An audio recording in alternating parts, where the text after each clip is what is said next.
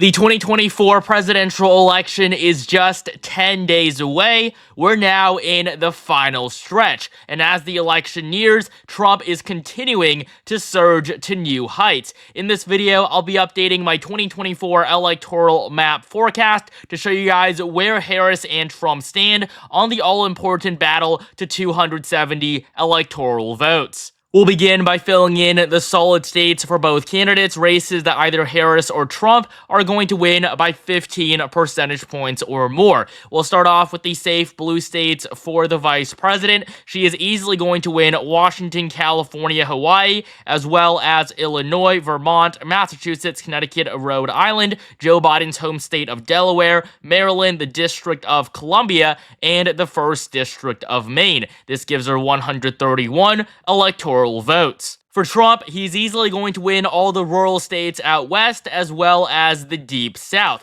And so the safe red states on this map are going to be Utah, Wyoming, Idaho, Montana, North and South Dakota, all of Nebraska except its 2nd district, Kansas, Oklahoma, Missouri, Arkansas, Louisiana, Mississippi, Alabama, Tennessee, Kentucky, West Virginia, Indiana, and South Carolina. This puts both the Democrats and the Republicans in essentially a tie. Harris just 9 electoral votes away from Trump, who is going to easily retake the lead with the likely states. And so likely races are ones in which either candidate is going to win by 7 to 15 points. These races are going to be marginally more competitive, but one candidate will still maintain a clear edge. And so starting off with the likely states for the former president, we're going to begin with the 2 most obvious ones. The first is, of course, Alaska. He's still going to win the state by a double-digit margin, but Democrats have been making gains in the state recently. In 2022, they won the state's only House seat. Mary Peltola is now the member for Alaska.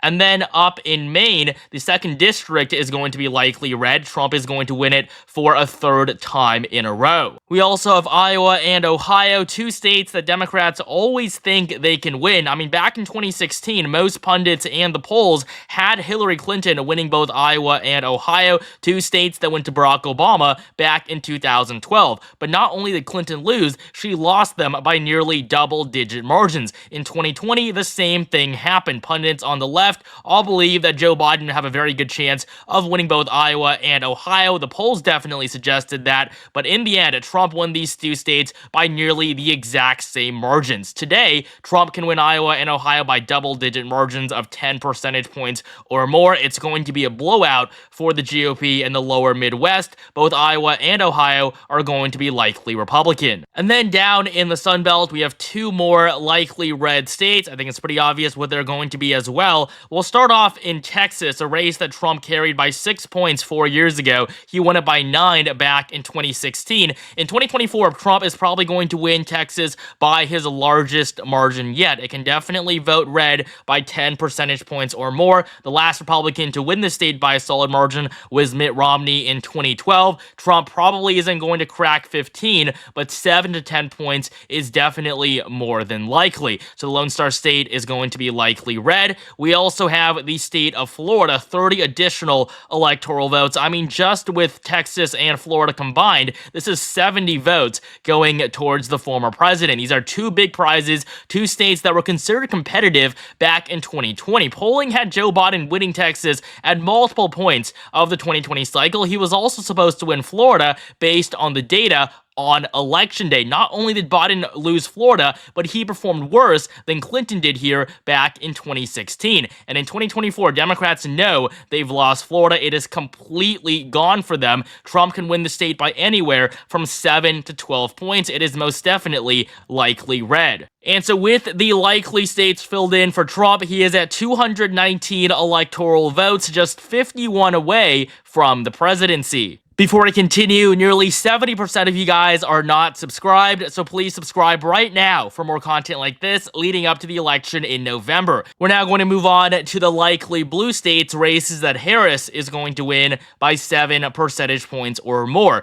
And so we'll start off with Oregon and New Jersey. These 2 states are obviously still going to go blue, but just by lesser margins than their more liberal neighbors. Oregon and New Jersey fundamentally are not as left-leaning winning as say states like Washington or Maryland. We also have the Empire State of New York. I see Harris winning the race by just under 15 points. It's going to be the worst Democratic performance in the Empire State since 1988. And then finally, we have Colorado, 10 electoral votes. It's a state that Biden carried by 14 points in the last election. Harris isn't even going to crack 10. She'll be lucky if she wins the state by over 7 points. But for now, I do have the race as likely Democratic. And so with all of the likely states filled in, Harris trails with just 191 electoral college votes. And so we're now left with the 12 most competitive races in the country. We also have the 2nd District of Nebraska, but really it's going to be these states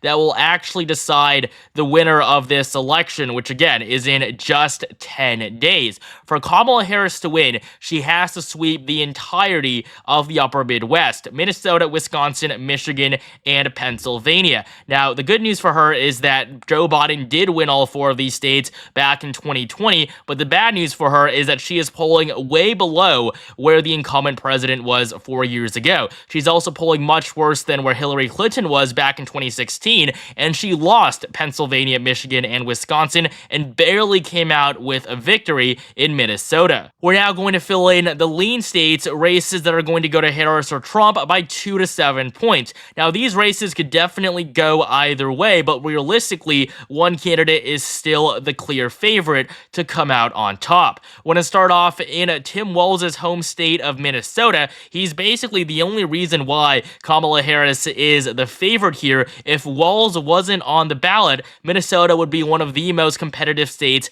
in the country. Harris leads by just 3 to 4 points in the polls, despite Joe Biden having won the state by a whopping 7 points in 2020, and he wasn't running with the state's incoming governor. So the first lean state on the map is going to be Minnesota, going in favor of the Democrats. Next up, in New Mexico, Kamala Harris is struggling here. She leads by just 6 points in the polls, even though Joe Biden carried the state by nearly double that margin. Democrats are losing Hispanic voters, and this is a trend you see all across the country. So New Mexico is also going to be lean blue. Before we continue, I want to tell you guys about Polymarket, the world's largest prediction market, where you can track election results and instantly see who's leading. These odds react in real time to current events instead of days later like the polls. There's no bias or media spin, just pure data. The market odds reflect the collective analysis, beliefs, and wisdom of thousands of traders reacting to world events.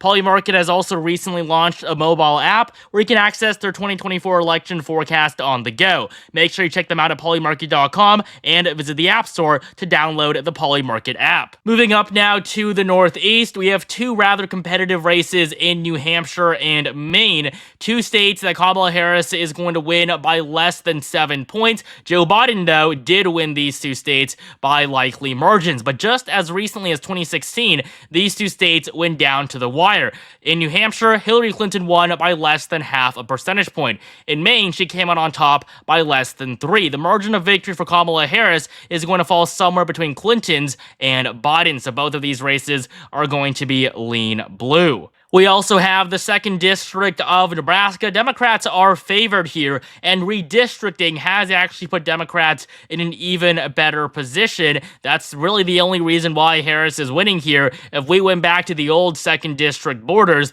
Donald Trump would likely be the winner. And finally, the last lean blue state on this map is going to be the Commonwealth of Virginia. I have Kamala Harris winning by just over a 2-point margin. The state went to Biden by 10% in the last election, but it has definitely taken a huge shift to the right ever since. Republicans actually won the governorship here with Glenn Youngkin back in 2021. Polling today shows Harris leading here by just 5 points, but considering how polls here always overestimate Democrats, I would be surprised if she's actually able to pull off anywhere near a likely margin of victory. And so Virginia is going to be the final lean blue state going in favor of Kamala Harris. We're now left with the final 7 states, 3 up in the Rust Belt and 3 down in the Sun Belt. It's these 7 states that are actually going to decide the next president, because the results in virtually all the other states is predetermined. There's no way Republicans are going to win in Washington or Colorado. Kamala Harris isn't going to win in Texas or Florida. It's really these 7 states that have a very high likelihood of being able to go one way or the other. And the bad news for Kamala Harris is that she is losing in every single one of them. All 7 of the battlegrounds, Kamala Harris is underwater. We're going to start off with Georgia. In my opinion, this is going to be the most right-leaning of all 7 states, but what's surprising is that it actually went to Joe Biden in the last election. Biden carried it by just under a quarter of a percentage point. It was the closest state on the entire map. Today, though, Trump leads by a whopping 2.2% margin. Polls in Georgia generally are pretty accurate. I see Trump coming out on top here by 3 to 4 points. It's going to be an impressive margin of victory considering his loss just 4 years ago. So the first lean red state on the map is going to be the peach state of Georgia. Next up, we have another Sun Belt state, and that will be Arizona. I'm basically going to go in the order that he's going to win these races. It'll go from being the most conservative to the least. And so we already started with Georgia. This is his first step on his path to victory. The next one is Arizona. And the reason why is because if he doesn't win Arizona, he'll be pretty unlikely to be able to win any of the 5 remaining states. So Arizona really is a must-win state. If he doesn't have support here, he's going to struggle everywhere else. But the good news for him is that just like in Georgia, he has taken a wide lead in Arizona. In fact, he's ahead by 1.5%. And what you have to consider is that polls always underestimate Donald Trump. That has happened every single election cycle, every single time. And so I have Arizona going to Trump by a pretty similar margin to Georgia, probably around 3 percentage points. This is yet another race the Democrats actually won in 2020. So this is a state that Kamala Harris is defending, but clearly she is not doing good enough of a job. That is why Arizona will also be lean for Donald Trump. We're actually going to jump up now to Pennsylvania. We're going to go up to the Midwest.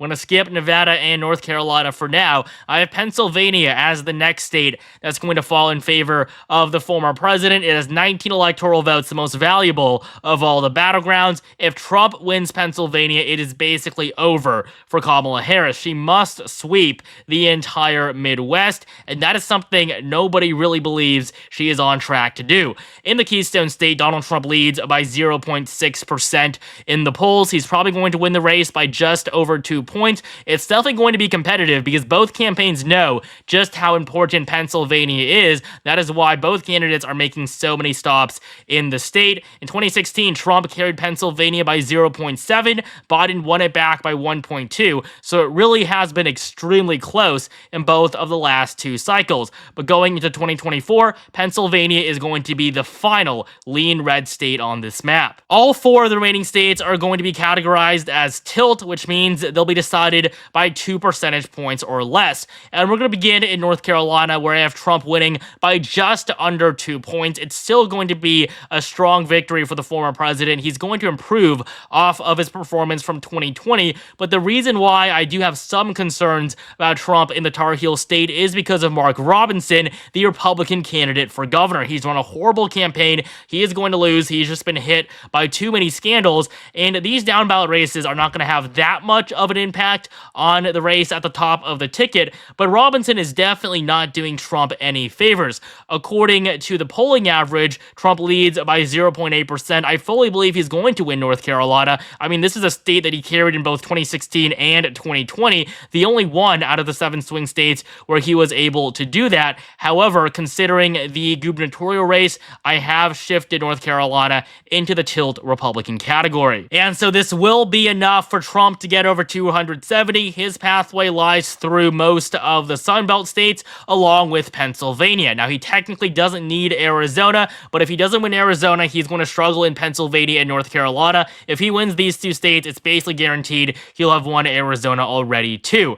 And so now we're just going to finish off the map, fill in Wisconsin and Michigan, 2 states that always vote together along with Pennsylvania. The last time were the 3 blue wall states states didn't all go to the same candidate was the election of 1988. And so looking at the polling today, Trump leads by 0.2% in both Michigan and Wisconsin. Polling actually overestimated Joe Biden by 6 to 7 points in both of these states last time around. There's no doubt Trump is going to flip Michigan and Wisconsin back. He won them in 2016. They're going to vote for him by around 1 to 2 points. And finally, Nevada is what I believe to be the most competitive state at this point, and this is really bad for Kamala Harris because this is the only one where she even has a remote chance. The polling currently has the former president ahead by 0.7. Polls in Nevada are generally pretty accurate. It's become a very competitive state. I mean, in 2022, Republicans won the governorship but lost the Senate seat. But for now, I do have Trump as the favorite. I mean, he is gaining in momentum so fast. It doesn't look like it's going to die down. And when it comes to politics, momentum is extremely important. And so this is my updated 2024 electoral map prediction. Donald Trump at a whopping 312 electoral votes, easily on track to win. Arizona, Georgia, and Pennsylvania aren't even that close. He only needs one of the 4 tilt states. He is definitely on track to win this thing. The former president is going to return to the White House come January 20th, 2025. Thank you guys so much for watching. Make sure you like, comment, and subscribe right now